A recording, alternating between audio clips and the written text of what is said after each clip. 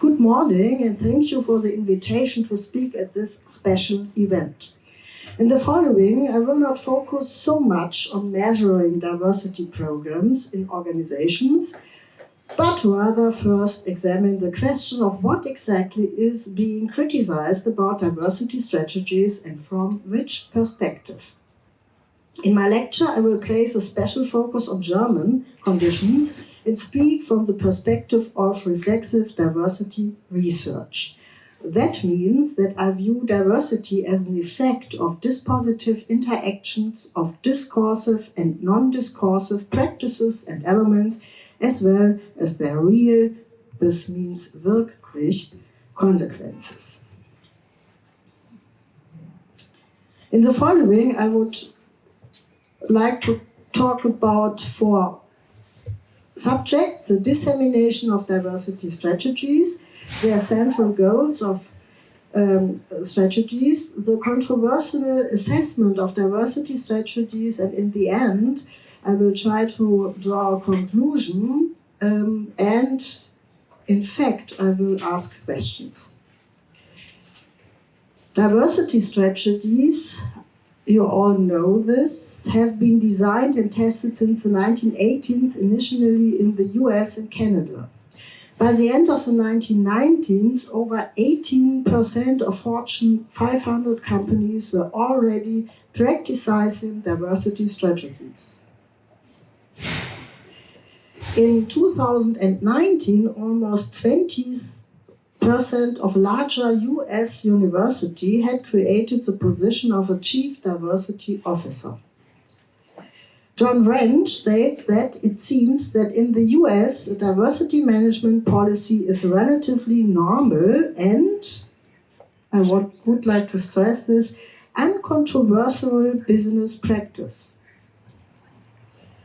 And since the beginning of the 2000s, at the latest, diversity strategies have spread to the global north via transnational institutions such as companies, transnational companies, and the UN or the UNESCO.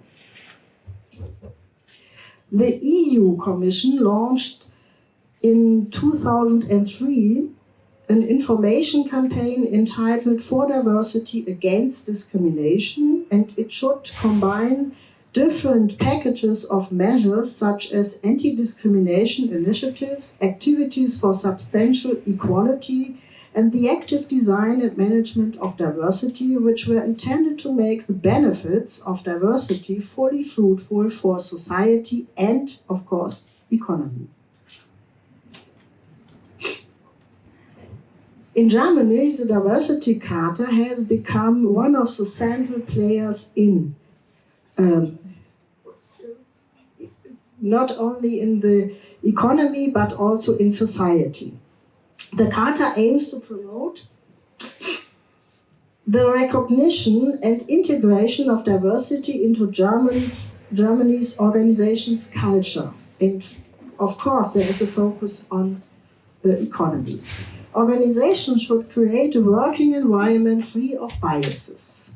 All employees should be valued regardless of age, ethnic origin and nationality, gender, religion and worldview, physical and mental ability, sexual orientation and social background. And in 2020, at about two-thirds of all employees in Germany are working in organizations which had adopted the Diversity Charter.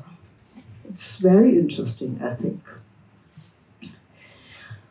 What are diversity strategies actually supposed to serve? 3 goals in particular are discussed in literature.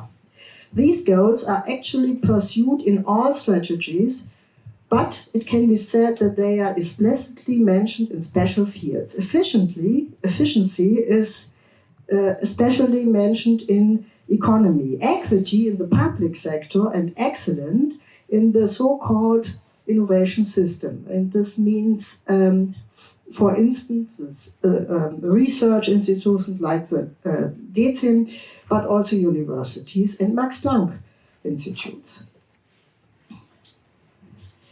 One can basically distinguish two central forms of criticism with regard to diversity strategies: immanent criticism and standpoint criticism.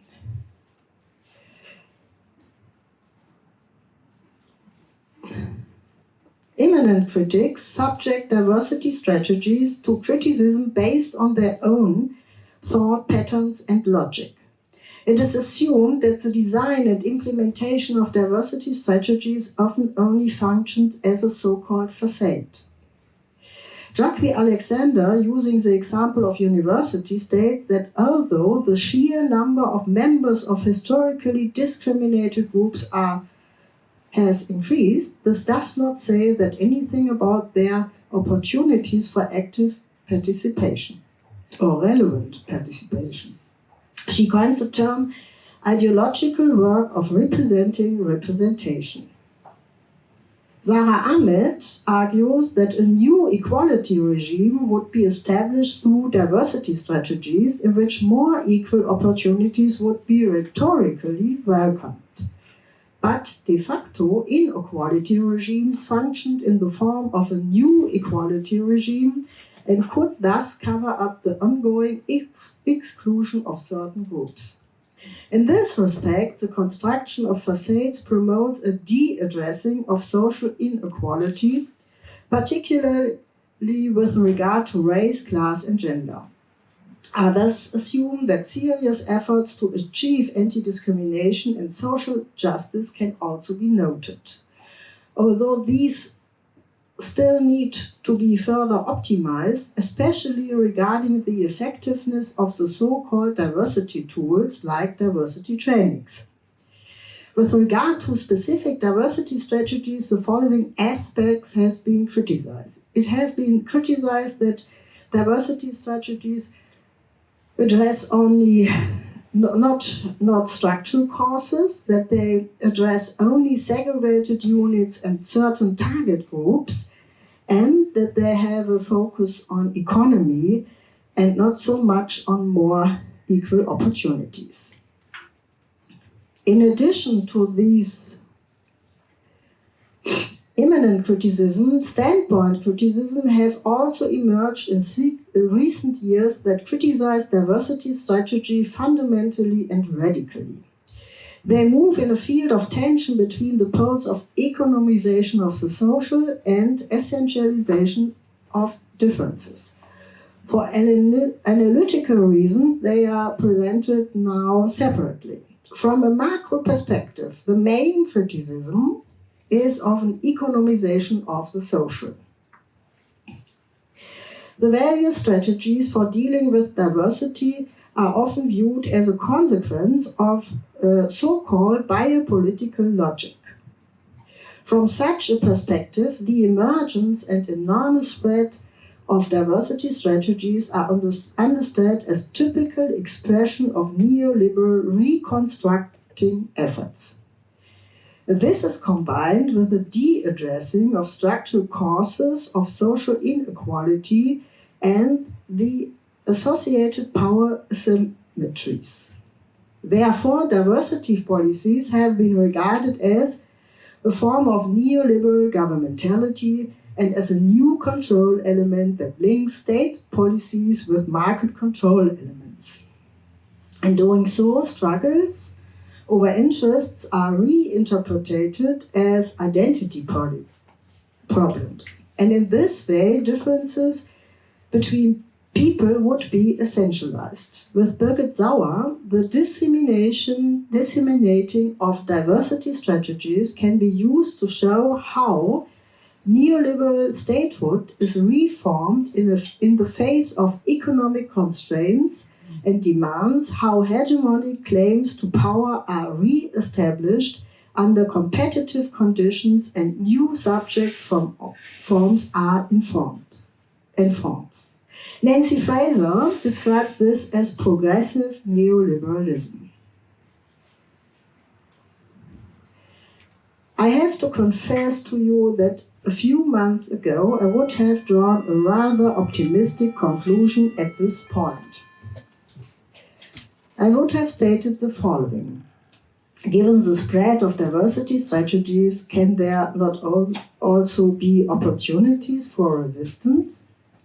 First of all, it should be noted that the spread of diversity strategies is intended to include previously excluded groups under certain circumstances. This conditional inclusion not only forms the basis for the inclusion of those previously excluded, rather, it also offers the opportunity to question precisely these conditions and the boundary between exclusion and inclusion.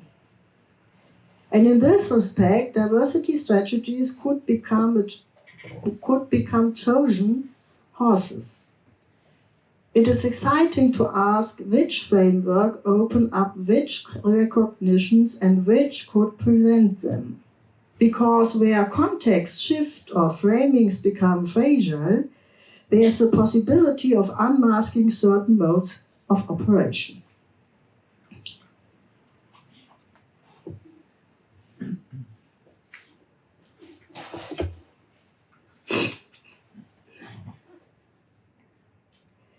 However, I think we have a new situation.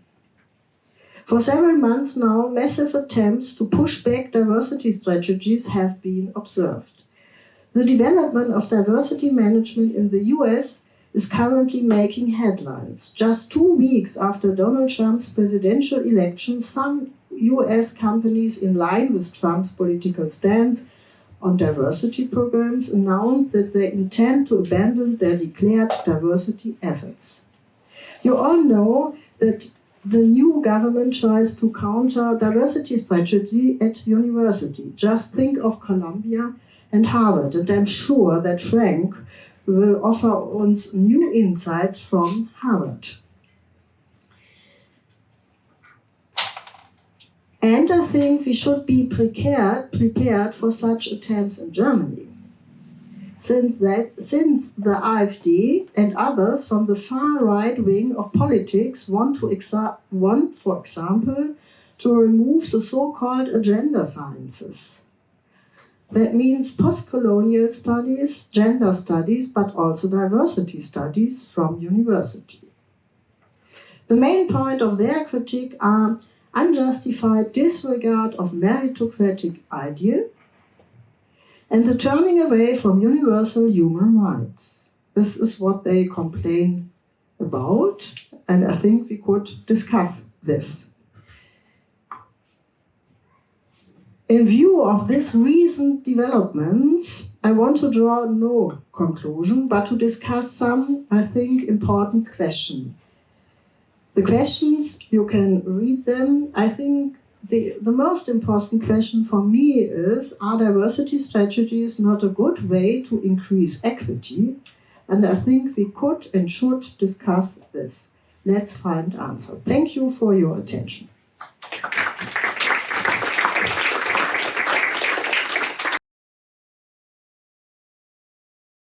So the frustrating thing for those of us who've been studying equal opportunity and diversity programs for years is that organizations adopted things that any social scientist as of 1980 or so could tell you would not work.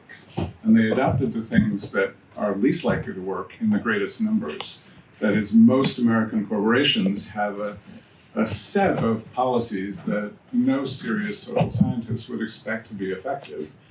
And so what I'll talk about today is our research not on corporations, but our research on colleges and universities. And in particular, we're looking at diversity programs that are designed to diversify the faculty.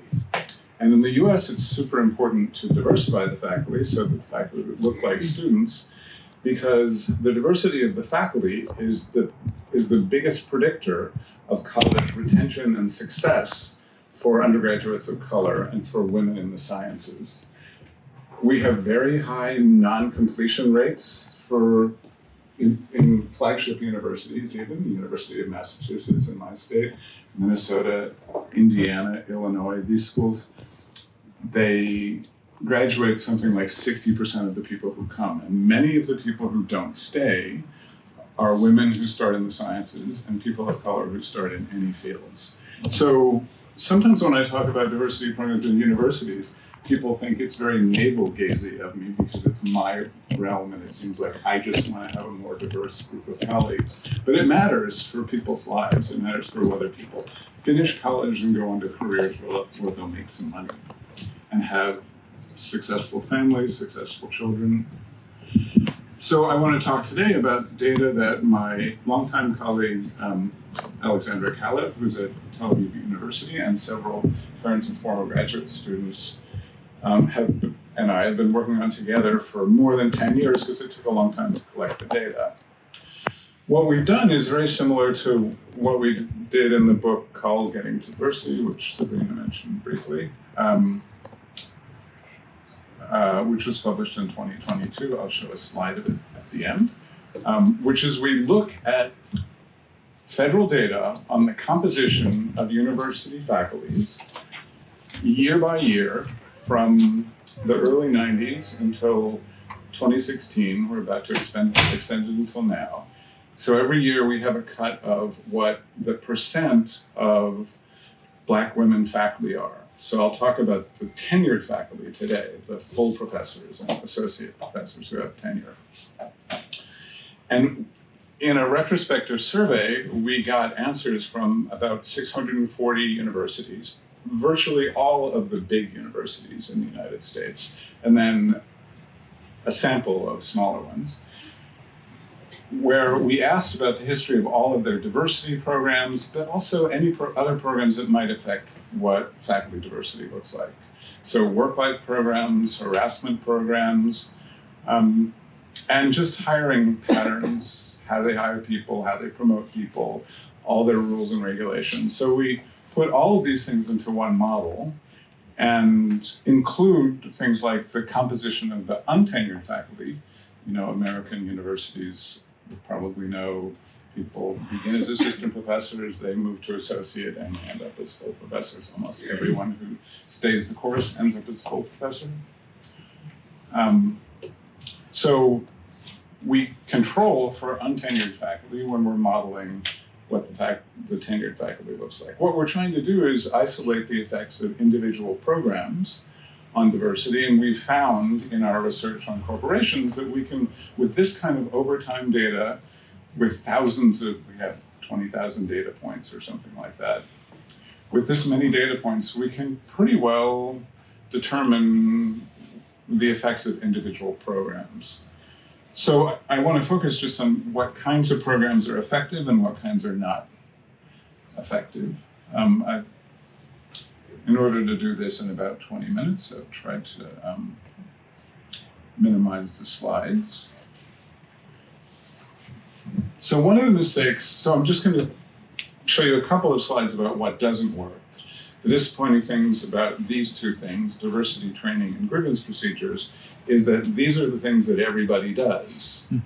So everybody does the things that unfortunately don't work and even backfire to some extent. So we've known from the late 1940s a kind of meta-study of 15 anti-bias programs done by Robin Williams Jr., who was a sociologist at Cornell, that trying to train away biases doesn't work. So there were 15 studies then, there are more than 1,000 now.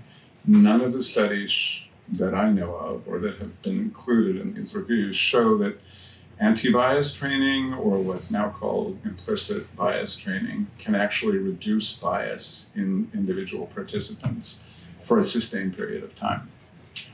We also know that from many interview studies that when people go to diversity programs, especially white men, they leave angry because someone has told them that they are biased and that they have to accept their bias, and they're sexist, and they have to accept that, and they have to change. And they personally are responsible for the history of slavery and racism and sexism in the United States. Systems aren't responsible, they are. So that leaves people, I think, kind of understandably angry. And then when it comes to grievance procedures, there's been a lot of research on grievance procedures in the federal government and their effects on people. So grievance procedure, you can file a claim that you face discrimination or sexual harassment, and then there's some investigation, and then an adjudicative body decides whether your supervisor harassed you or discriminated against you. That's typically what happens, or not.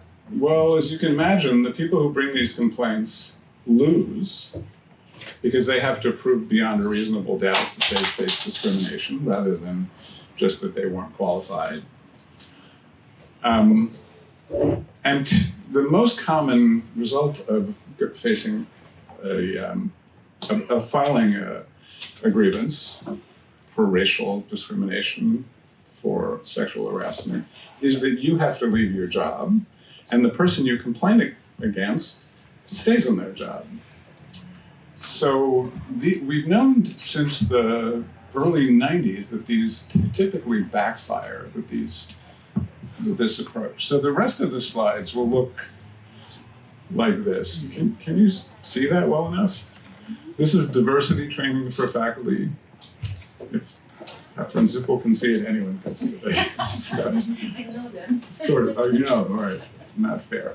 And on the right is harassment training, and you see there are 8 intersectional groups at the bottom. So what you see here is the effect on Black men of creating a diversity training program for faculty. This is on Black men in the tenured faculty. And where there's a bar, there's a significant effect, statistically significant at 0.05. And where there's only a color marker, there's no effect. There's no statistically significant effect. Mostly, if I showed you the non-significant coefficients, they would be kind of in the same direction. But I'm just showing the things that we thus far have found statistically significant effects for. What's disappointing about this slide is that diversity training for faculty, this is the typical kind used in universities, is only showing some negative effects for some of the historically disadvantaged groups. White men leave so angry that they act out after being exposed to an hour a year of diversity training.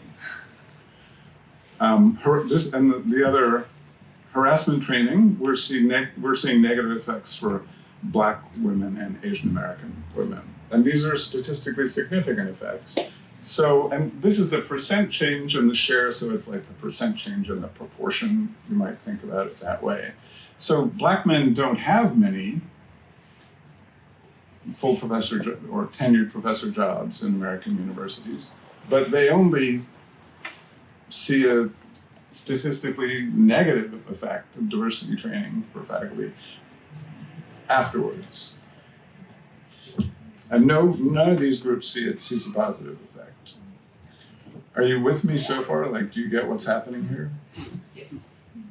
Don't hesitate to ask, because I hate it when at the end I realize that no one in the room understood what any of the slides was doing.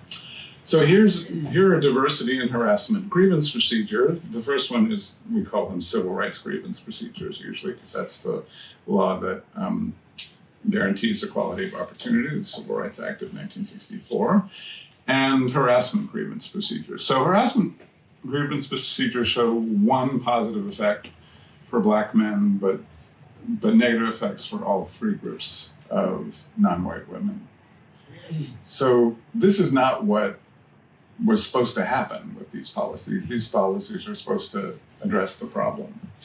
I think the problem with these policies is they try to address individual bias, and it's very hard to address individual bias. And as noted, we know that people react negatively to going through diversity training, in which they're called racist and sexist, white men especially. But honestly, post-diversity training interview studies show that a lot of people are unhappy with what they've been exposed to. And we know that people face backlash when they file grievances. So I don't think these things are surprising.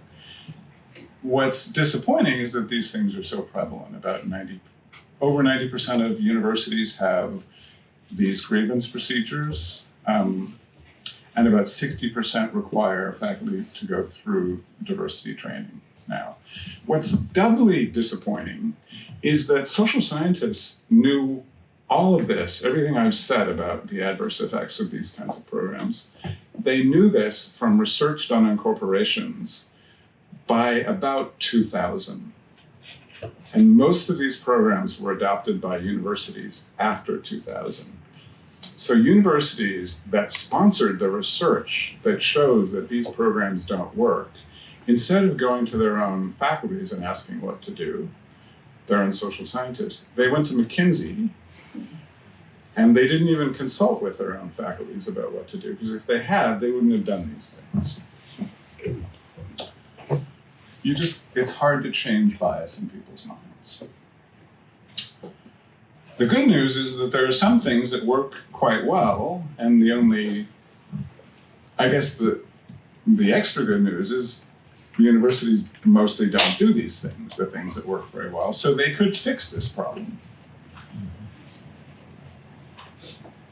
Many of the things that work well are not considered to be diversity programs, which is kind of good news in our current insane context. So I'll try to go through this quickly. So this is target of opportunity programs for women and people of color, and this is just, the dean says, you're allotted, the sociology department is allotted one line this year. You can hire whoever you want. If you can find a person who's underrepresented in sociology, which would typically be a person of color in sociology, you can hire that person too if you really want them. So these programs are hugely effective, and universities don't adopt them often with the argument that, oh, the people we hire will feel stigmatized and they won't be successful in their careers. We're only seeing positive effects for historically underrepresented groups here. This looks so the very presidents who took McKinsey's advice and do diversity training for all their faculty are saying, oh, we can't do this because it might stigmatize some of the employees. You can see why this would work. It's a structural change in how we hire people. If there's somebody in the field that is a star and you want to hire them, and they'll help to diversify the faculty, which will help us to retain students of color, please hire them. So here I'm looking at mentoring programs. I'll just talk about departmental and university mentoring programs for women and faculty of color. Departmental mentoring program, that's not a diversity program at all. It's just, you have to make sure that everyone in your department gets a mentor. It's up to the department to figure out how to do that. Hugely effective. University mentoring programs for women and faculty of color. Why do these work? White men in universities typically get mentoring without there being a program. People volunteer to mentor them. Women in the sciences almost never have mentors, especially in the sciences where women are underrepresented. And women generally are much less likely to be offered mentoring, especially women of color, because there aren't people like them. And mentors in informal mentoring arrangements, mentors tend to choose people like themselves. So nobody steps up. So we see huge positive effects for these programs, one of which is not a DEI program.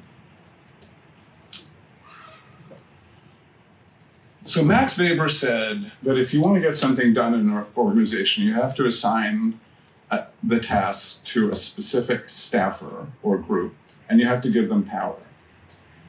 Adia Wingfield, American sociologist, now president of the American Sociological Association, has a book called Flatlining, where she looks at the medical profession, and she sees that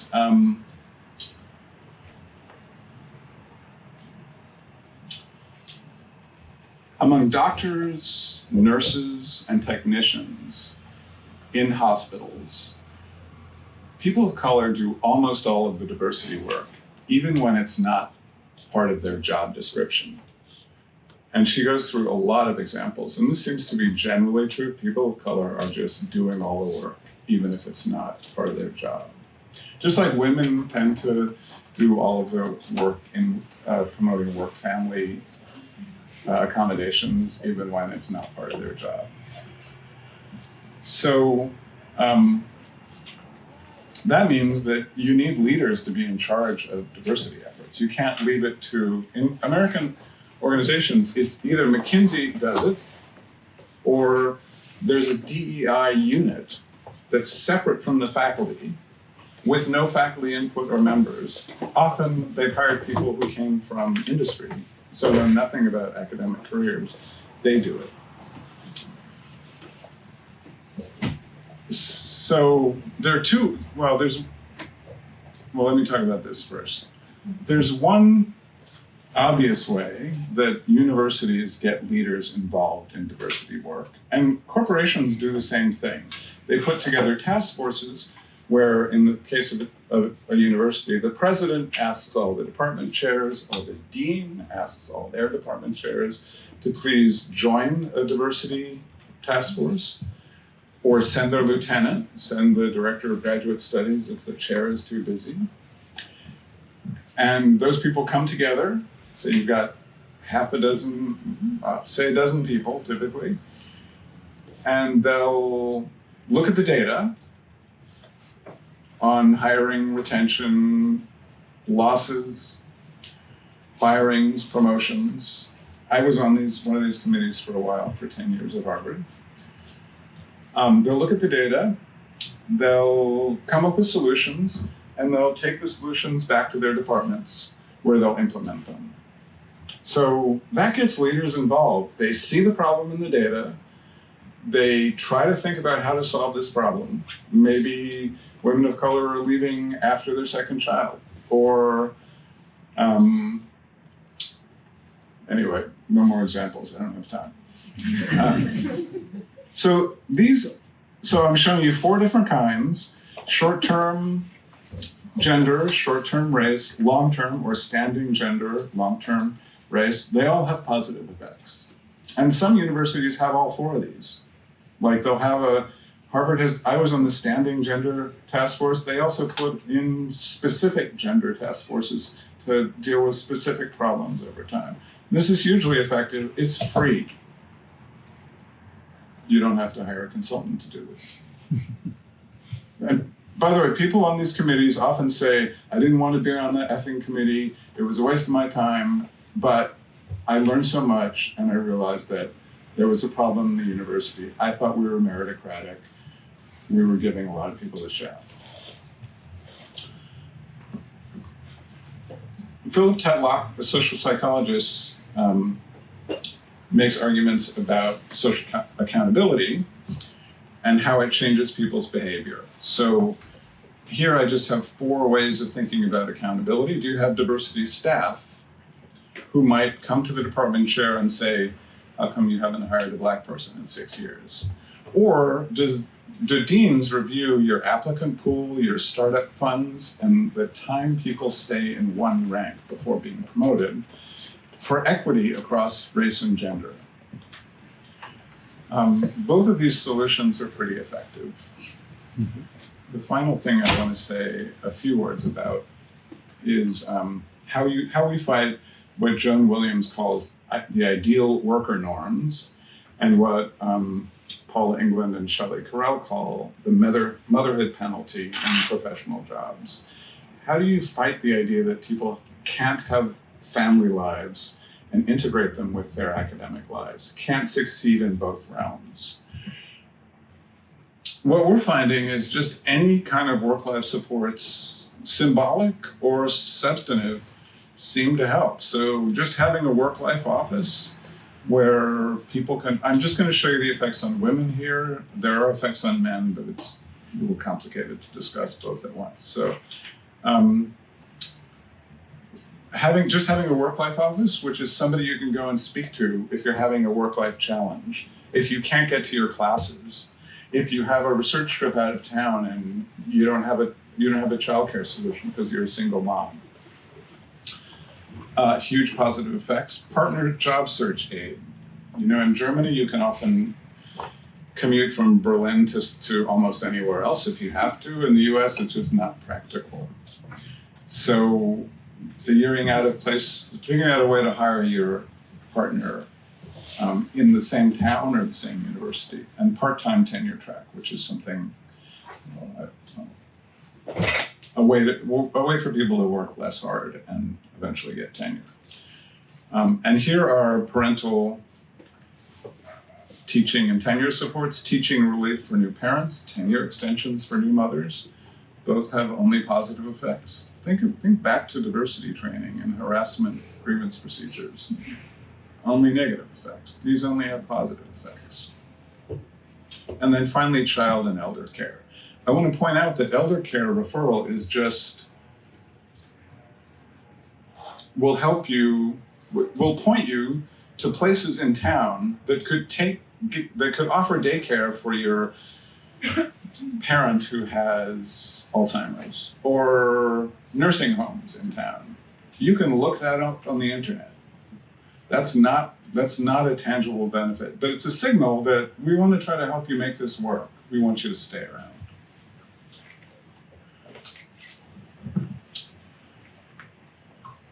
Don't do what's in yellow. Do everything else.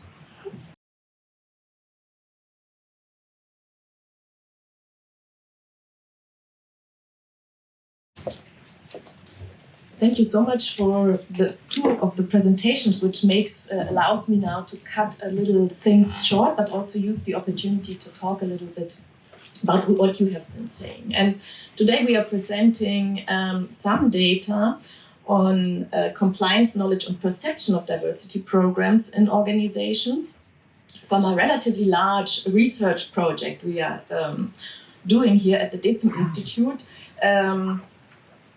Annett and I present the study, or a very, very small part of the study, actually only 3 items of that study, but it is very typical for the way on how we do studies here. It was really across different departments at DeZIM, but also with civil society organizations. Some of the representatives involved in the study are also in the room.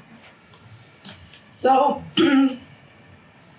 basically, it was really good that, Andrea, you gave the overview of the diversity development of the diversity programs in Germany and the different ways it came into being here. Basically, diversity as a topic of the post-migrant society has become more and more crucial over time. But we also saw, and this is really important, the development not only of fancy diversity signalers and comments and statements on it, but we saw different types of regulations, in particular equal opportunity laws and the General Act on equal treatment, the so-called Allgemeine Gleichstellungsgesetz in German. But we also saw different types of soft regulations connected to anti-discrimination, which then gets translated into various diversity programs in organizations. Just to name a few, which was the plan on queer life in Germany, or different topics in the coalition treatment. We also saw different social movements pushing for an anti-discriminatory and anti-racist agenda, in particular Black Lives Matter, but also many others before. And this led to the increasing spread of different diversity programs also in Germany. And we saw, of course, we have to discuss the very critical position and its connection to the neoliberal, becoming as a neoliberal control mechanism, as you mentioned before, the economization of a good idea, basically, equal treatment, but also connected essentialisms of different social groups. But still, I would like to follow up your suggestion that to say, okay, we still, instead of just giving up, let's increase our research on how it works. And while in particular in Germany, we have a very good and lot of qualitative research, there is still a lack of more systematic and also quantitative research and standardization.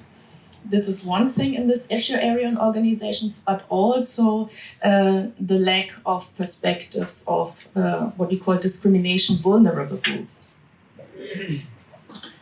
And as Frank has already been giving an overview of different types of diversity programs and what works and what doesn't, I can cut this part a little short. I don't need to summarize it here, but what we do know, sometimes some things can work depending also on the very specific organizational context, which has been labeled also diversity climate, climate of inclusion, but really looks into structural changes, which looked into the active participation of all groups, less hierarchical developments, or certain persons really being in charge of structural changes on the organizations.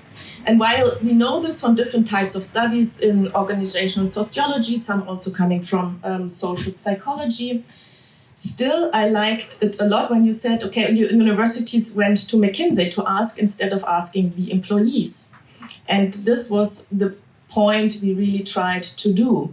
And basically, you didn't mention reflexive diversity studies, but basically really trying to follow up with this idea and include the employees in the construction also of a quantitative survey as part of the development of a reflexive diversity research, even if it's quantitative. So basically, the idea was to bring in not only employees in general, but very specifically the perspective of discrimination vulnerable groups. And we chose this particular term because we would like to make a certain reference with this term. Discrimination vulnerable groups are those protected from unequal treatment on the basis of legal defined characteristics. Yeah? So it makes reference to law and the different categories: race and ethnic origin, gender, religion, religious belief, disability, age, and sexual identity. And also having dialogues with civil society and the organizations as such, picking up additional categories which we also included, and which is in particular being East German. It's a huge and long debate if it should be a category for discrimination or not. We also included it in our studies. Again, from other studies we know, including Frank's studies, but also other studies, that marginalized groups report lower satisfaction at their workplaces, depending on how they perceive certain programs, if they see it only as symbolic and so forth. But we also see, in particular in Germany, that women, migrants, and people with disabilities also evaluate compliance of anti-discrimination law less than their non-discrimination vulnerable counterparts. So basically, we focus on one key question here: is what is actually the difference between groups, different social groups, and how they perceive, evaluate, and practically use different types of programs. And before, we saw a lot of different programs from grievances, trainings, mentorings. Yes, thank you so much. And basically, how we approached it in our study was work with the organization on to see what types of programs they use. And so it's a little different than, because we only worked with one organization, so we could take a closer zoom in actually on the different ways on how they basically operate diversity programs. You will see it in a minute. And then basically we want to find out positionality matters. Yeah? This we assume discrimination vulnerable groups are better informed about diversity programs, more willing to develop them further, and are less content with legal compliance than non-vulnerable employees, as a basic starting assumption for our research. So what we did in the whole project, and I'm not going into detail here, is basically we did 3 different types of studies for this only one single organization. I don't name it here, but it is one public administration organization. We basically did an qualitative studies with employee interviews. We did a quantitative employer survey, and we did a survey of outside perspectives.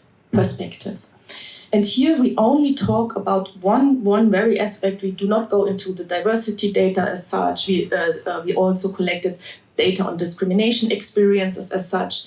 We only include the perspective of the different groups on the diversity programs. It was an online survey of all employees. 315 from 946 filled it out. The participation was voluntary, and in order to make assumptions about the whole institution, we used post-stratification weight for different categories.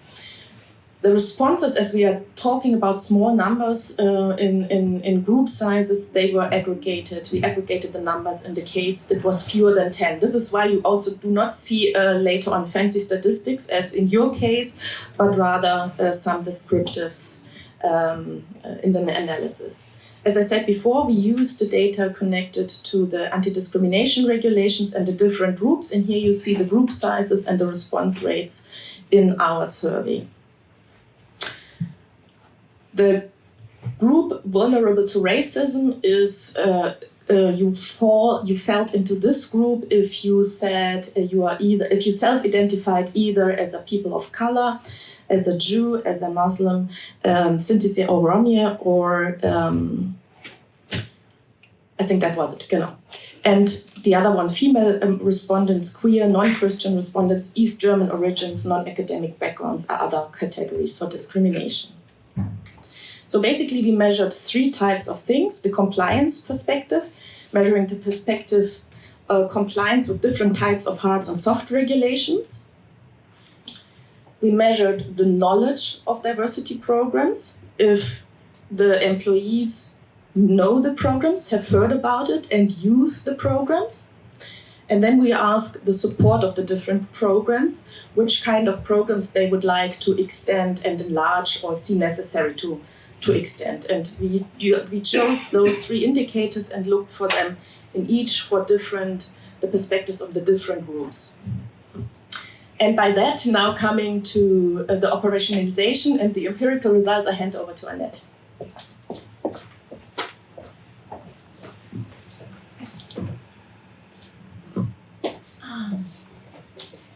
All right, switching gears from organizing to actually speaking here. So how did we actually measure the perception of compliance with hard and soft regulations? You do see we are only a part of the question. If you're interested in the whole thing, we do have them, but it's a lot of items. So what we asked them is, to what extent do you consider the following goals to have been achieved by the ministry? You see here that we have items from gender equality, so discrimination based on gender is eliminated. We have items from disadvantages for people with disability. We also have people with migration history and LGBTIQ plus discrimination, as well as the representation of East Germans. For this item, our assumptions are basically that not all rules and regulations are perceived to be implemented the same way. We also assume that gender equality, since it has the longest history in Germany, is more implemented or perceived to be more implemented than other diversity laws and principles. And we assume that perception of compliance with hard and soft regulations may vary across the target groups. The second measure that we're going to show you is the perception of knowledge of these programs. That is, we asked employees whether they know, have heard of, or have used a certain program within the organization. Some of these programs you see here, so there's internal events for awareness of diversity. We have trainings by the Federal Training Administration, the BAKÖV in German. We have in-house workshops. We also have overviews of contact points for discrimination, or things like the internal complaint office in accordance to the ADG. Our assumptions here are that general awareness and general knowledge of these programs is high, but that there is a discrepancy between knowing and using. The third measure that we're going to show you today is on support for these diversity programs. Again, we asked employees whether they should be expanded in the future. You have, again, pretty similar items actually to the previous question. So we have training courses, we have in-house workshops, We also have measures to promote diversity in work culture, measures to promote diversity in the workplace, or recruitment measures. Our assumptions here are that general support for programs and their extension is high across social groups. Employees know what works, that is, they have a very good idea what they would like to see more of. And discrimination vulnerable groups are more in favor of extending these programs.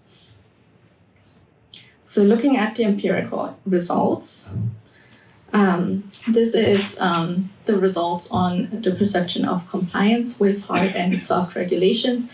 And you do see that gender equality and work-life balance, so also gender equality issue, do show the highest perception of implementation within the organization. However, we also see that the reduction of disadvantage for the LSBTQI community has a pretty high perception of compliance. So we do see across the board that it is hard and soft laws that matter here, and that the context of the organization actually matters quite a bit, whether employees perceive them to be implemented.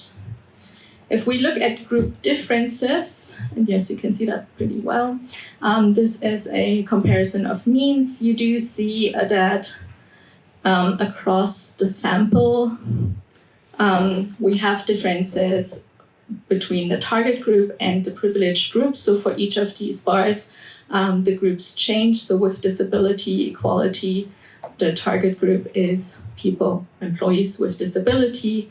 For LSBTQI employees, the orange bar is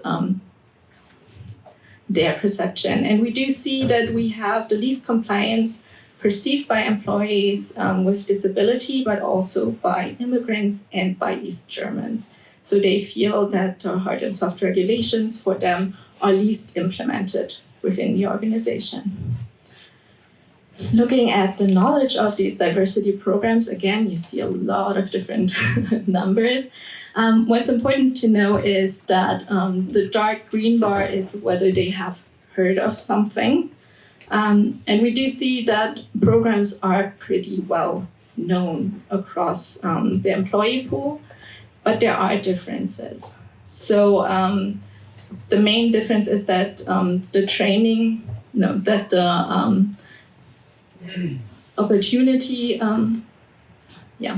opportunity exchange for network has been attended. So we do also see that certain things are more attended.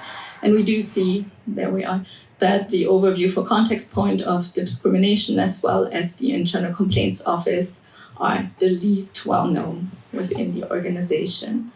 What we can also see, and we didn't bring that data here, just to cut on time a bit, is that the groups from discrimination vulnerable groups do actually know their target measure better than others. Okay. The third measure that we brought is support for diversity programs. So do employees want to expand these programs? What is interesting here is that we again see, so everything that is green basically shows that there's high support to expand a lot of different programs. The only exception here is the training programs by the BAKÖV. From qualitative data, I can tell you that employees... Germans in the room laugh. Yes, if you know, BAKÖV is the federal training. So there's a training agency that does trainings, whether it be accounting, writing reports, whatever, for all ministries. So it's a joint, I think it's part of the BME. Yes, Andreas nicked. Okay, it's part of the BME. It's like a central training agency for the federal ministries. From qualitative data, I can tell you that people weren't quite happy with the topics that were offered, but also with the content that were offered there. So with qualitative data in mind, this is not all that surprising. What we also see, and this is a little more confusing, is that we have different different levels of support for certain measures. We've brought recruitment here for you. In dark red, you see the sample overall, and you do see that support for more diversity and sensitive and discrimination critical recruitment is especially supported by people from racialized groups, but also by people with immigration history, as well as queer employees. So there's discrimination vulnerable groups do support the expansion of programs more in certain areas. We've also, just to give you a little bit of words from employees, brought you this quote from the qualitative data, where an employee says about the diversity programs within, I don't have the feeling that as a ministry we do much to actively promote diversity. Rather, it seems that people who are personally interested come together, exchange ideas, continue their education in this area. However, this does not happen on a broader scale, as in, okay, we bring all employees along, create a basic shared understanding. I do believe that the level of understanding varies greatly depending on whom you ask. It's a pretty accurate assumption, actually, based on what I just showed you in the quantitative data. So what do we do with this? What discussion conclusions can we draw from this? In terms of compliance, we can say that not all rules and regulations are perceived to be implemented in the same way, and that the regulation, but also the context of the organization actually matters, whether employees perceive them to be implemented. We also see group differences. We see that especially employees who have disabilities, immigrants, and East Germans are least satisfied with the implementation of the soft regulations. In terms of knowledge, we do see that there's a mismatch between knowing of a program and using a program. So a lot of people know about these programs, very few actually use them. In terms of development, we do see that there's a high support for more developments, but employees actually do have preferences, and they are quite well able to actually assess whether a program works within the organization or doesn't. And we also see that discrimination vulnerable groups actually show higher support for certain programs. And do you do the final? Yeah, I do the final, and then I open the floor for everything. Thank you, Annett. Just to follow up on the present presentations we had, basically what our data and the last data added really is to show that actually employees have a really good understanding of works and what it doesn't. And in particular, you need to include the perspective of different marginalized groups. And so basically we came up with the idea to say, well, organizations have to overcome not only color blindness, but also discrimination blindness. Blindness, that means like really looking into the perspectives of those, because if you only ask, let's say, the typical white man or white woman in an organization, the answers might sound very differently than if you ask others. And also to bring back in this anti-discrimination and anti-racist perspective in this types of research, which gets largely overseen and neglected if you talk about diversity, because diversity is so much easier to talk about in organizations than anti-racism and anti-discrimination. And the two other things are maybe also something for the discussion on how to deal with the current situation for backlashes and rising anti-diversity sentiment, on how it affects the research, but also organizational developments. And with this, I hand over to Magda, who will moderate now the discussion and session. And we will have about half an hour, is that right, for the discussion.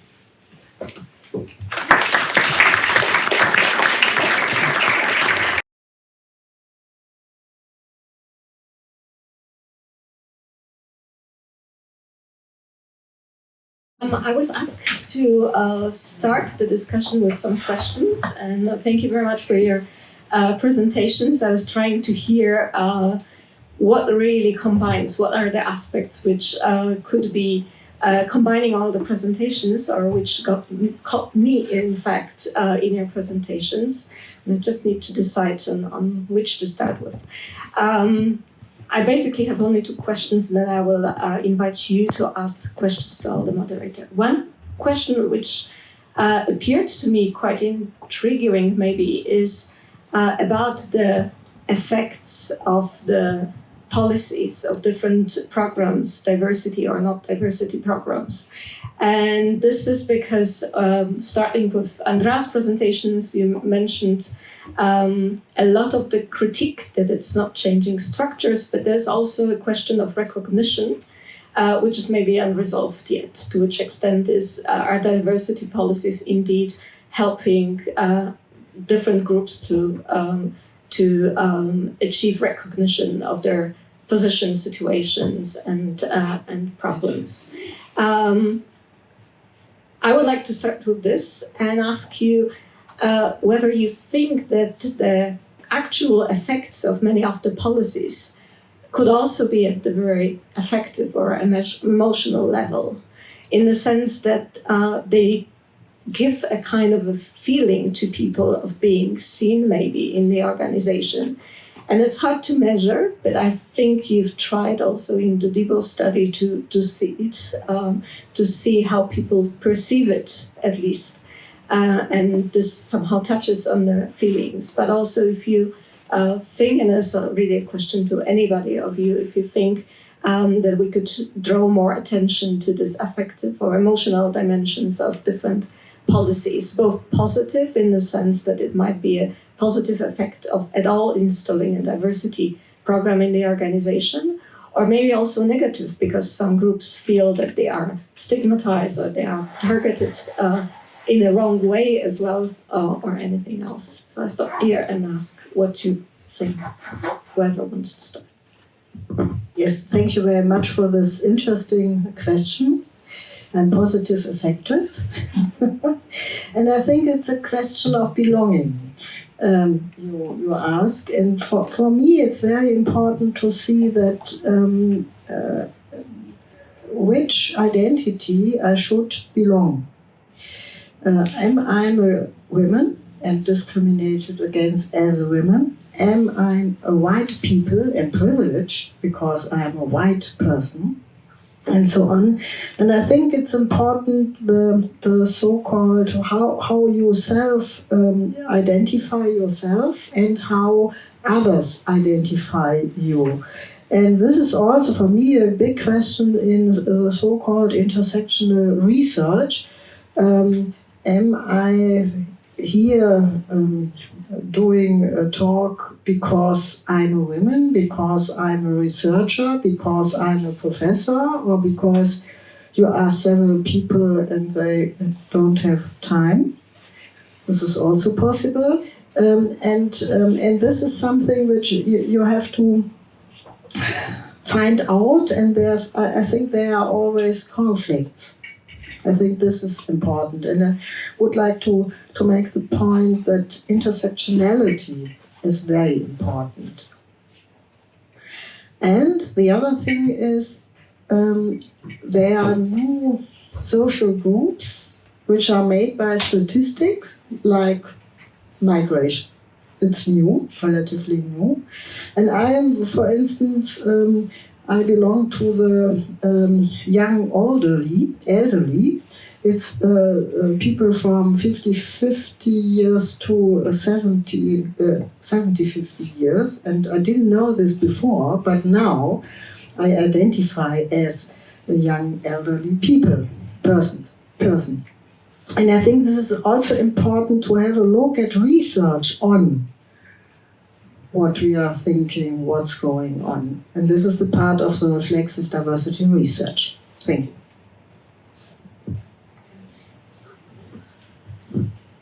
I'd love to hear what you have to say to that. Okay, I can start.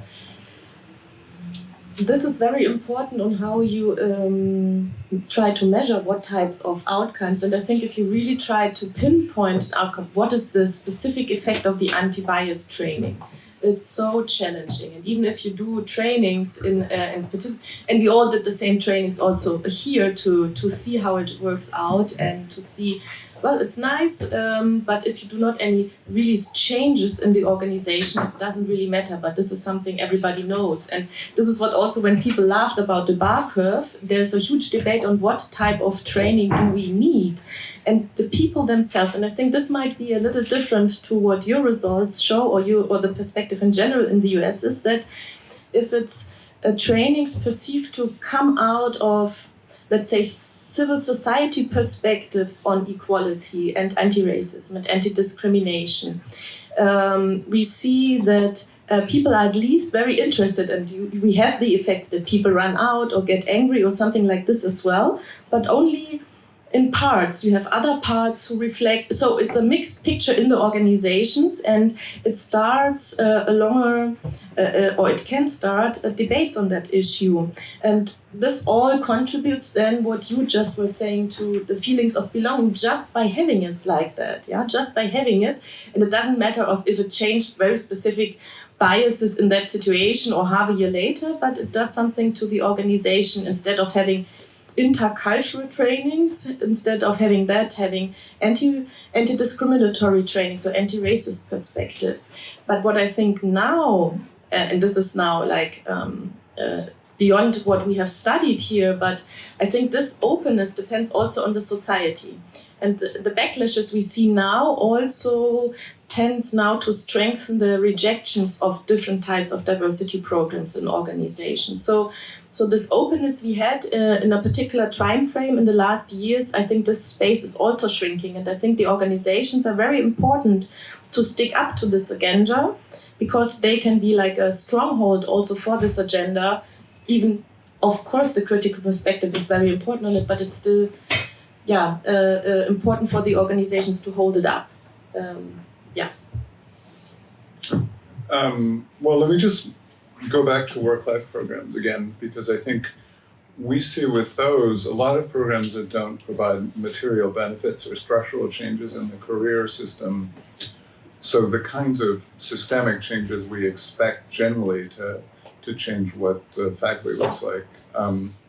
So things like elder care referral, or daycare referral, for example, or just having a work-life office. I think these things symbolize that the university wants to try to figure out a way to allow people, and the same practices work in corporations.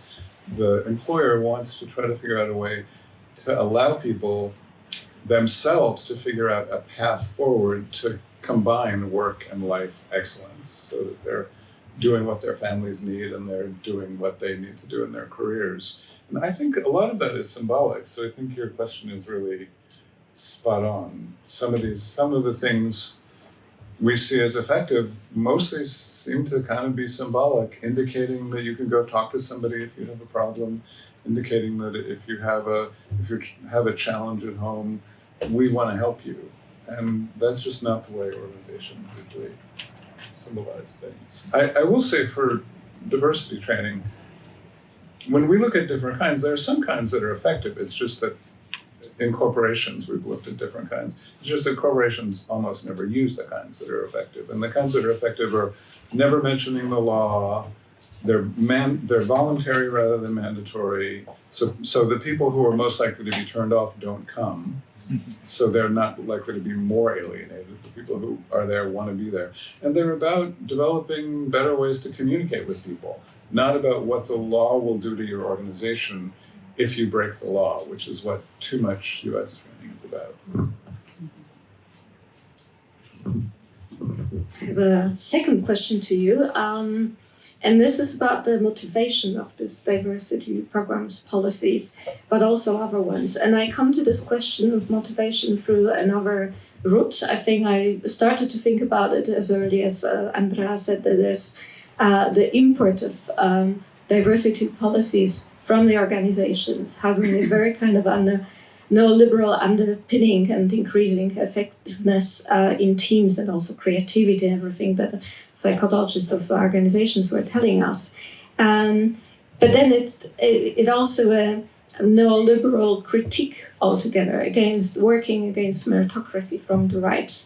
And then I thought, well, again, this all kind of non-labeled diversity politics that in fact serve to increase it at the end are also very neoliberal, because they simply make workers work and work maybe more and stay in the organization. So that's very, very clear kind of motivation.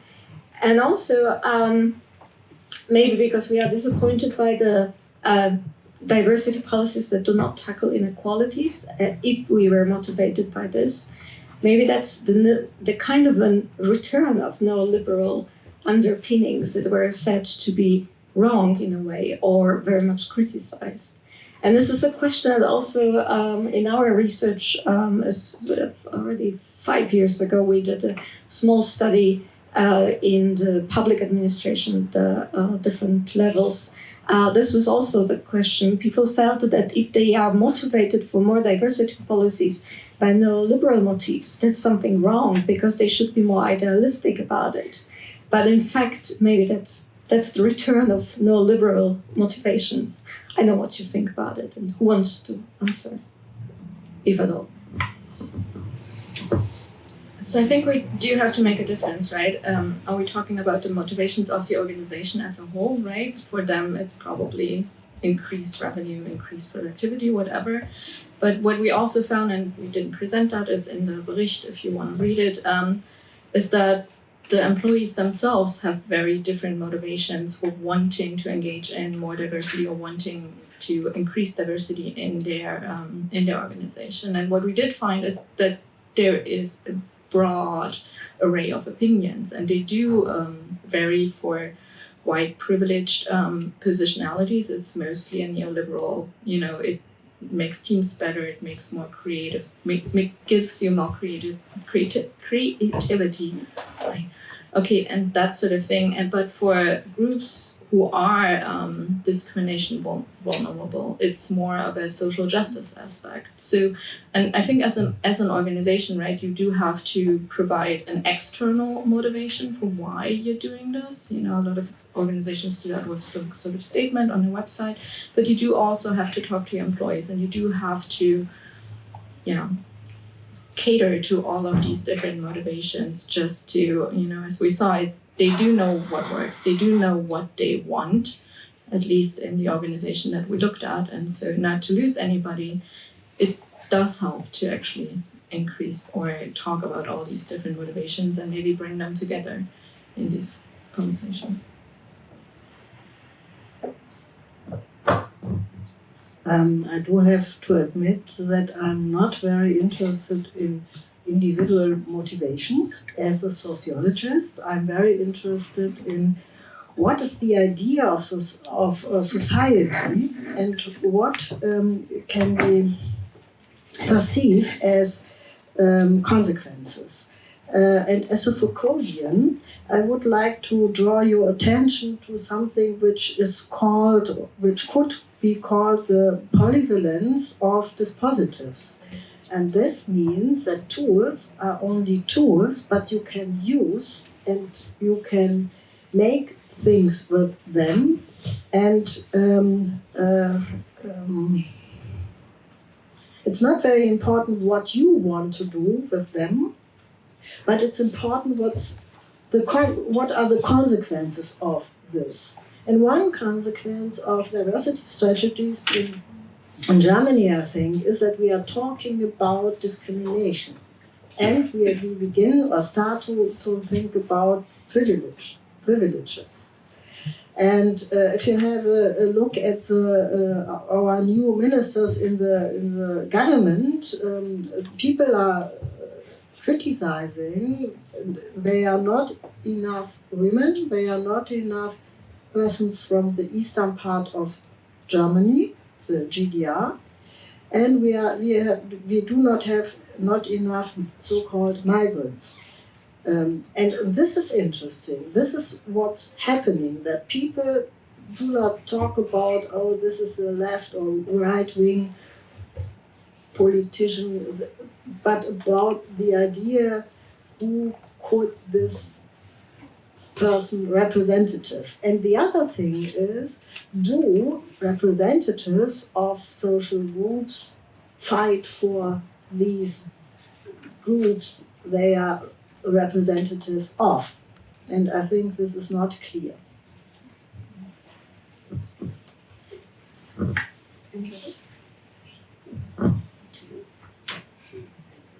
No,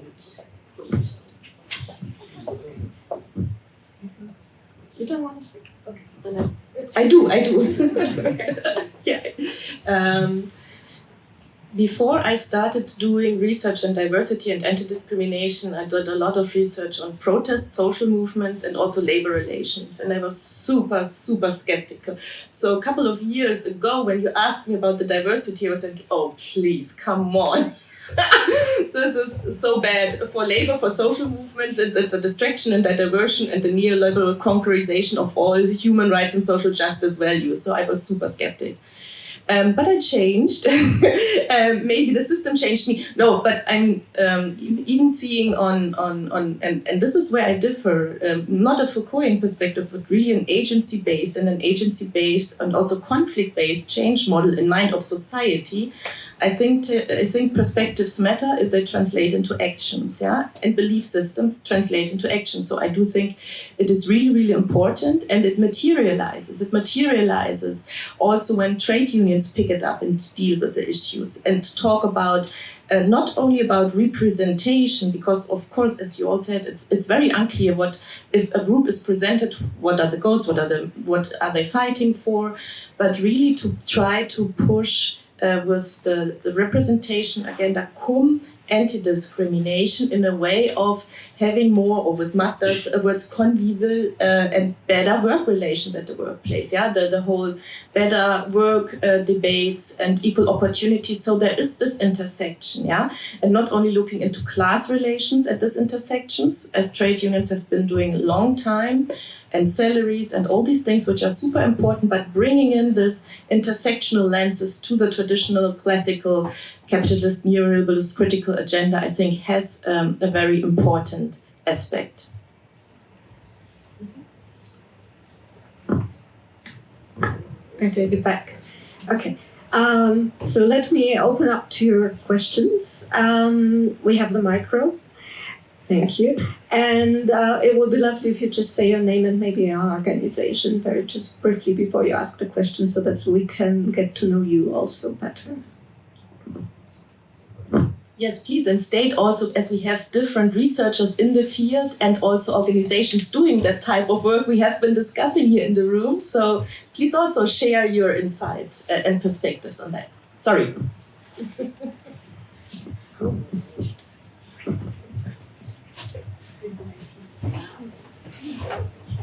Thank you, Elias Steinipper. I have a question to Frank. Frank, thanks for this fascinating talk, and it's rare to see such clear-cut empirical patterns. And that's why it's even more puzzling why it does not translate into practice. And you've been also consulting various actors. So from your experience, what are the main obstacles? Is it ignorance of the empirical facts? Is it vested interests? So why doesn't it translate, even though we know what works and what doesn't? Well, I think actually in the last 15 years or so, not only we, but a number of other researchers have been looking at the efficacy. Mostly they're looking at individual practices. Does this work? Does that work? So there's a growing body of evidence, and I think a lot of organizations have downplayed their efforts in diversity training and accepted that that's probably not going to change what their workforces look like. So I'm pretty optimistic that companies that really want to make change will move to adopting things like mentoring programs, which are very easy to implement. You don't need outsiders, and they're super effective in corporations and in universities. I will say, Don Tanaskovic-Devi, who's a sociologist at University of Massachusetts Amherst, has been arguing for a while that if you look at Fortune 500 CEOs, you have about 20% of them who are dead set against any of this, 60% who are kind of in the middle, I can see a reason to do this, and 20% who are like really advocates for changing the world. So, like, I would include BlackRock CEOs have been in the advocacy domain. Doug McMillan, Walmart CEO, has been in the advocacy domain, although he's softening. The 20% who don't care, they're probably never going to adopt the things that really work. The people in the middle, often they're just asking their lawyers, I just don't want to be dragged into court. So what can I do to avoid being dragged into court? It's really only kind of the 20% that are truly committed that care very much. Those are the companies like that have Sandra and me come talk to them. So I think there's a lot of apathy about this. And unfortunately in the US, we now have we've had the demonization of these efforts. And I think, it goes back to the sort of political economy, neoliberalism argument. Indeed, I don't think diversity programs have split the working class apart, but I do think that the right wing's focus on diversity and weaponization of diversity has broken the working class, for the most part, into the white working class and other groups. So I don't blame diversity activists for what's happened, but I think we're partly in this situation because we don't have a cohesive working class. And honestly, in the US context, it's partly because American unions didn't let women in, and they didn't let Black people in, and didn't let Hispanic people in for the longest time. So the industries that those people dominated in, particularly service industries, didn't become unionized. And I think that's one reason we don't have a class-based working class in the United States. So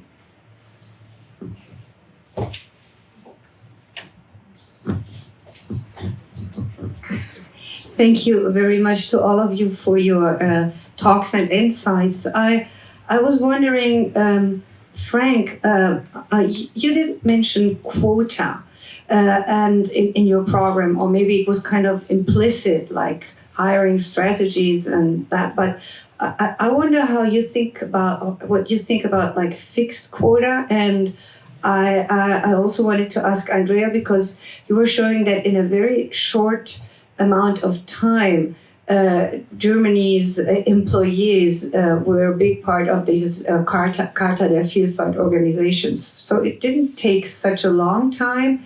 And maybe it was really the push for diversity, and it was the pressure that was put on the people. And now we're facing the backlashes, okay. But still, I'm thinking about like James Baldwin's quote, like, how long do you want us to wait for your progress? So if we just smooth down and wait and wait and wait, maybe nothing will change. So I see that there are backlashes, but we still have to measure whether these backlashes on DEI program will still be more. I mean, there will still be more people remaining in diversity programs and anti-racism positions, and the companies will be diversified, even though we have this backlash on DEI. So maybe the push for it was a good thing. I wonder how you see that. Like the pressure.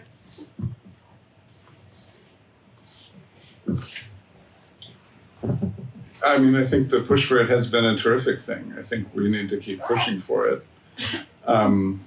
On your question about quotas, quotas are illegal in the United States, and they have been since the courts found them to be illegal in the 1970s. So we don't really have much experience with quotas. But our main experience with quotas is that the right will use the word to imply that employers hire people who are unqualified for jobs to fulfill a quota, and that's the lie that Trump has been spreading, that, when there was a plane crash in Washington, D.C., he said it was because of DEI efforts. When Lockheed planes go down, he says it's because of DEI efforts and quotas. There's no evidence that Lockheed planes or that particular crash had anything to do with people of color being in positions of authority. So it's become a way to weaponize diversity programs for the right. Yeah. Does anybody else want to speak? I have a short answer. I think we have to fight and not to sit down. And we have to fight for our ideas and for something which could be called equal opportunities. But I think it's important that we all fight for this, not only minority groups, but people from the unions, people from the women liberation. This is interesting that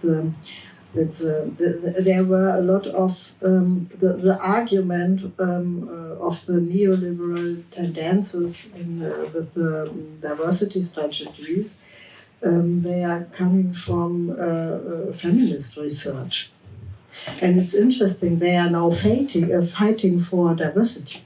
And it's interesting that these alliances are possible. I appreciate this.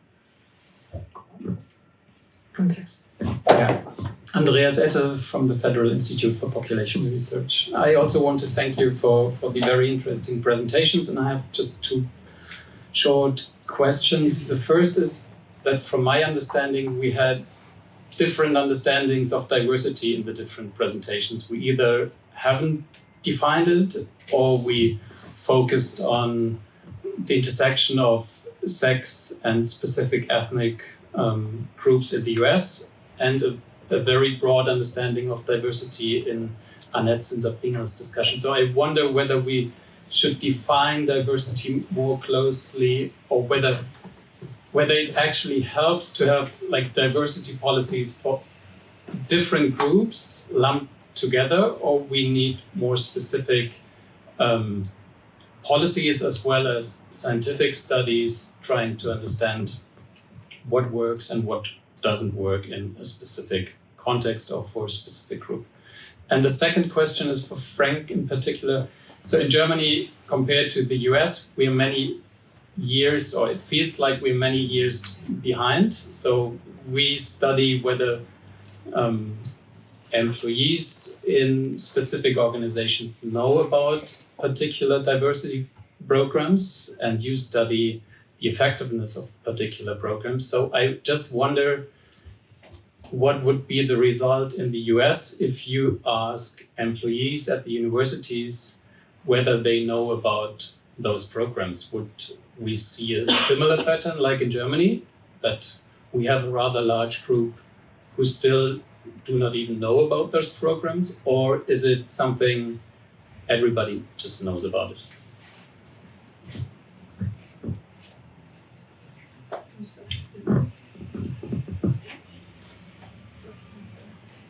Okay, go ahead on the first question. I have to admit I have no definition on diversity, because I'm interested in the definition of diversity of others. So the only thing I have, I think it's a term which tries to, which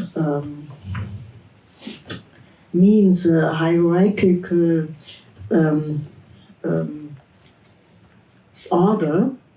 This means diversity, dimensions of diversity, and the differences looking at different diversity dimensions.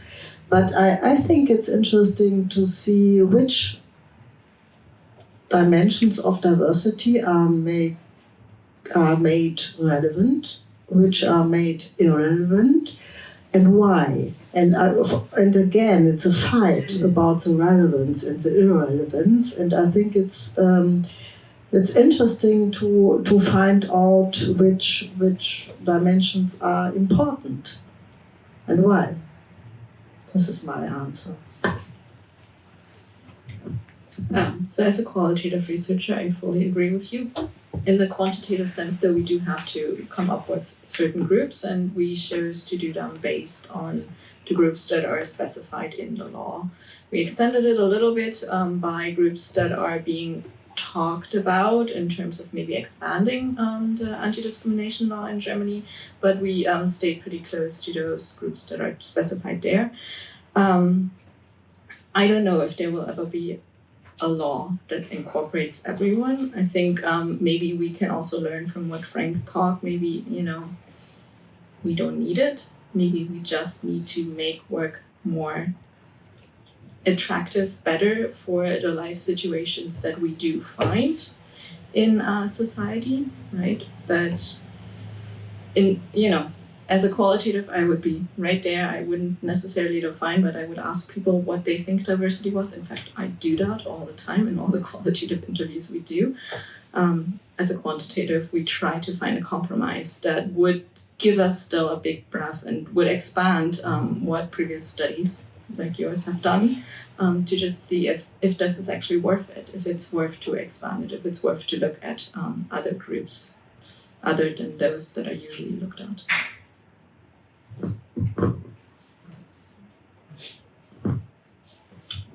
Just on the definition, Lauren Edelman, who was a law professor at UC Berkeley, argued many years ago that companies often count too many things as diversity, so many things that race gets ignored, and race is, she was arguing that race and gender are the main things we should be paying attention to. I think in the US it's kind of, we now consider people with disabilities, the groups I mentioned, and people in the LGBTQ community to be those who need programs most. The reason we only do these 8 intersectional groups, we can include a couple of very tiny intersectional groups, is just because of data collection.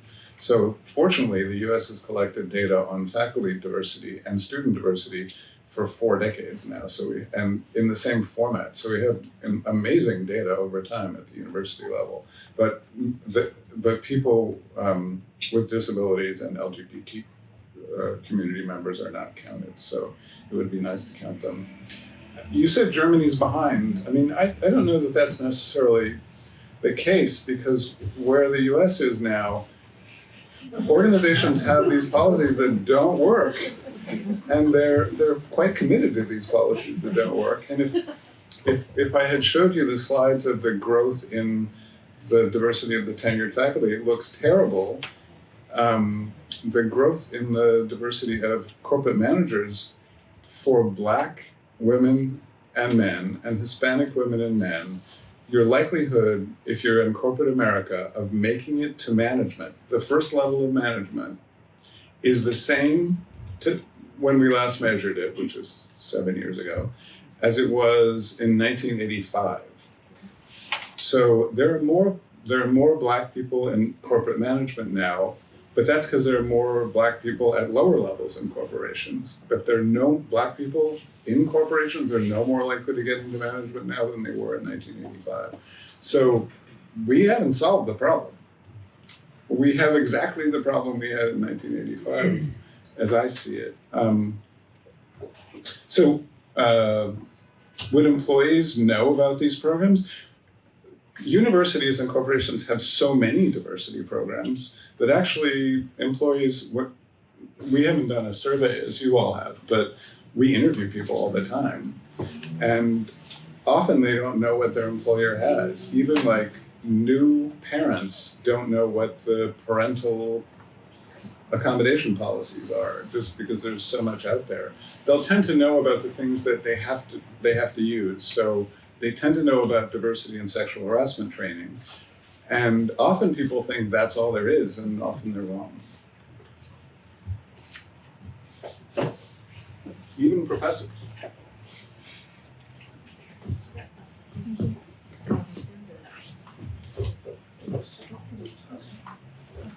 Could you just quickly show me how many people want to still ask a question, then we would gather? 1, 2, 3, 4. Can we accommodate some more? Okay, just if you could say it quickly. Yeah.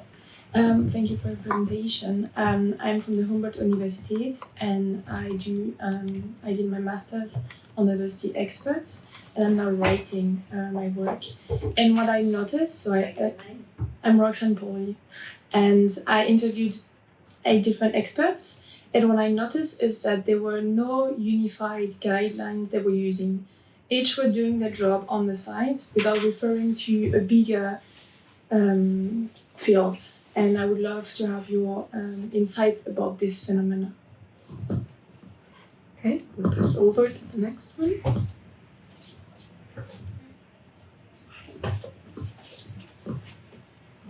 Ja, Karen Schönwelder vom Max-Planck-Institut in Göttingen. A remark or an observation. I thought when Annett and Sabrina presented their survey, the measures listed were almost exclusively measures Frank had described as ineffective or even harmful before, so that maybe shows what measures are being implemented at the moment. But a question to follow up, you said there is support from the employees for effective measures. Now, I would think as effective measures, that's changing recruitment practices. And I'm surprised that you say this is supported by employees, because usually this is described as very controversial. It means that more people who are not like me should be recruited to this firm. So maybe you could comment on that. And another remark, target group support programs benefiting them or expected to benefit them. We do not find that in the general population in Germany. There could have many discussions why this is so. In particular, people of immigrant origin are in several studies not more supportive of programs aiming to increase their chances. I think this may have to do with self-consciousness. And if you interview people who self-describe as belonging to a group likely to face discrimination, you have a selection of people who are self-conscious already. You don't have the population group. This may be an explanation. Otherwise, I don't know. It's a bit of a puzzle, but we shouldn't generally rely on that. And politically also, I think it would be wrong to expect the victims of discrimination to fight for change. We should aim at general population support, and we do have it in Germany to an extent. There's just not that much difference between victims and non-victims to simplify it. Okay, there were 2 more questions. If you could put your hands up. No, there will be 6. Yeah. But after this 4, we next up to 2 more.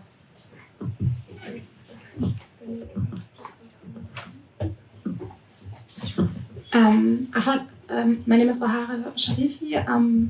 I'm from, I work at Diversity Arts Culture. We promote anti-discrimination within the culture field, and I found it very interesting, Frank's presentation on what works and what doesn't work. We try to promote diversity work, but with an anti-discrimination approach. And I found it very interesting when, I think, was it Andrea? You talked about that you're coming from union-based kind of research and class, you were skeptical, Sabrina, sorry, because that was what I was missing, kind of the connection to class, because this is what's very important, and in my my experience, and maybe it's particular because the culture field is very elite. It's always the ones benefiting from affirmative actions that have already a proximity to kind of the mainstream society. So we see that people of color who are quite privileged will benefit from diversity programs. People with disability coming from a middle-class background, and so on and so forth. So I think this is one of the things I was missing. And then also, a diverse workplace doesn't make it less abusive. And this is also like what I'm always missing within kind of like when people look at diversity programs, that it's not focused on what is kind of like the question of the power abuse and those kind of things. And people with usually, or we have experienced that people who made it through like a leadership from a minority perspective doesn't necessarily lead to a progressive leadership. So this is also like something I found very important. Okay, thank you. And just a very last short question so that we can still give answers. I think the guy over there was really the first one who... It's fine. It's okay? Good. Then maybe here. Okay, then I just ask my question. Hannah Grauer from University of Constance. I did for my PhD project an ethnographic research on a municipal public order office, Ordnungsamt, and I identified a lot of situations where discrimination comes to place or is reproduced, and they're not because of their individual biases, but because of their working routines. And right now, the public order institution is asking me if I can do diversity trainings, but not in a way that I'm now claiming, okay, this is your individual bias, but more than to go to the routines, to the everyday situations. And I'm just interested if you have any opinion or maybe research literature, etc., if that works or it doesn't. Okay, now we have answers. Sabrina, want to start quickly? You want to start? No, she doesn't want to start. Okay, then I start. Okay. I just pick up a few things because we had really great contributions and we have more time to discuss in the coffee break.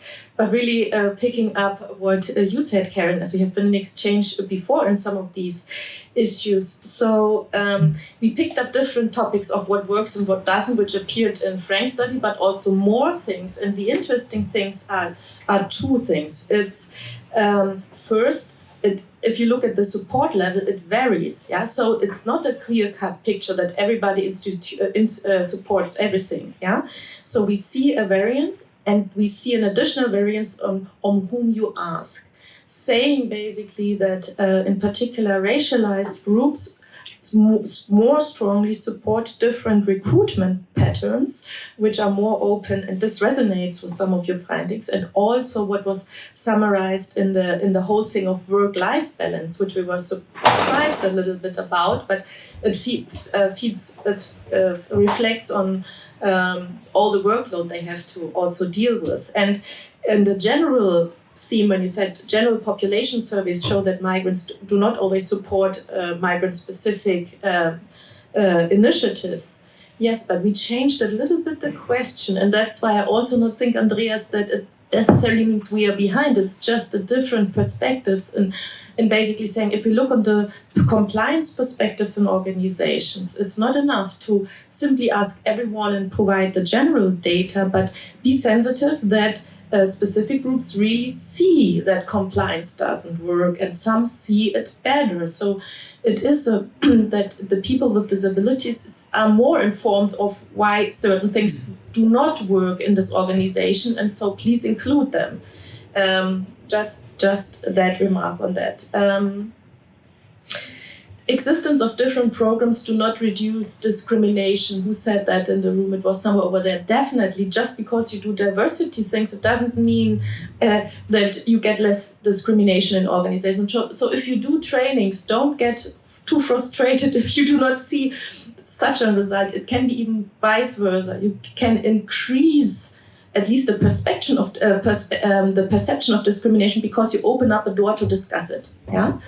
And by studying it and by providing data is very important to also quantify it and measure it. And then you can use it and also to improve the different types of mediating discrimination. So this is an important part. It's not that you can prevent or reduce discrimination automatically by any kind of single incident or single program, but you could maybe help to mediate it and change it in that way. Just to pick up these two things. Well, let me just pick up two things as well. Ara said that there's also power differentials in diverse workplaces. Making the workplace diverse doesn't solve that. I think that's very well observed if we look at the data on workplace harassment, because despite what happened in the early 1990s in the US with when Clarence Thomas was being considered for the Supreme Court and Anita Hill came out and called him a serial harasser. And despite the Me Too movement, we haven't really seen a decline in workplace harassment, which I think is one of the most obvious places where you capture or see signs of power differentials. Harassment by race and sex has remained quite high, like something like 40% of women in a given 2-year period are still harassed every year in the US workplace. So absolutely, making the workplace more diverse doesn't solve that problem. And Hannah, on your question about like what to do about diversity training, there's a big literature on bystander intervention training. Mostly it's been used for sexual harassment and sexual assault on college campuses, and it seems to be super effective, and it can be used for racial discrimination too. And you know, one of the things we see the most of in the workplace is racial microaggressions, and people don't know what to do. So I think that literature generally shows real promise, and I think in general, diversity training for managers should take a form like bystander intervention training, because people don't know what to do when they see something awful happen. And managers, as well as the rest of us, non-managers, tend to just kind of shy away or just think, did I really hear that? And not say something and not do something. And I think the best way to show that you're an ally and also to change what is sayable in the workplace is to say something right away, but people don't have the tools to do it because then people are not have not been trained in how to confront others. I just want to make two remarks. I don't want to give some answers because I think your questions are already answered. I want to highlight that obviously context matters, whether trainings work or not, or diversity strategies work or not. And the other thing is, I think we have to talk also about privileges, not only about discriminations. Thank you. Last remarks, so there's a lot of pressure while I'm organizing that. I think, you know, Karen, to your point, yes, there's a lot of measures on there that Frank just told us don't work in the US context. I don't know if we really have a whole lot of knowledge if they work in the German context. And for this one, you know, I think it calls for repeat surveys, because we can't measure knowledge of something that doesn't exist. We can only measure knowledge of something that does exist. So we were sort of, you know, that was the list of stuff that existed. So that was what we asked them about. We did extend the list a little bit for what would you like to expand? What would you like to see? We added additional items there. But again, you know, employees basically answer based on what they already know, what they have experienced. And, you know, there is a certain path dependency to that. So trainings are a very easy measure, right? You call somebody in, they do a training, they go, it's easy. There's not a whole lot of structural work that you need to do. And so that's something that's established itself. And, you know, people seem to also think it works. Whether it does or not at that point may not even matter, at least they're engaged in something. And then, you know, maybe we can go from there and expand it. Thank you very much. Keep your questions for the next session and for the lunch break, as I understand. Would you like to tell us what happens now? Let me tell, because you have now everybody a little challenge to search for the lunch room. No, just kidding. We have a lunch break. Please stay and discuss with us, and it will be upstairs, one floor higher, and we will be back here at 1:30 and have very interesting presentations by Karen, by Andreas, but also others here in the room from our racism and discrimination monitor, and also social psychologist experiments on labor market access. So stay tuned, engage with us, and enjoy your lunch break.